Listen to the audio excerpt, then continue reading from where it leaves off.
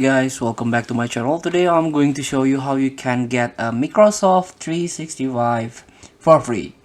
So all you have to do now, open your Google Chrome and go to Google extension, Chrome Web Store, click it, and you can search extension and themes in here. You can type Microsoft.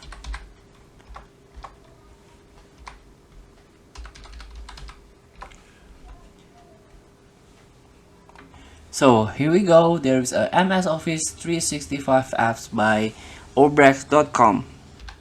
You can click it.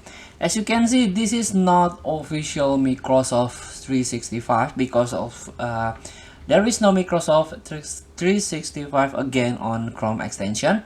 But with you install this, if you install this or add to Chrome, links to main application from Microsoft 365 Business or Personal, and also it can help you make a shortcut to link your Microsoft account or Chrome into Microsoft 365 account.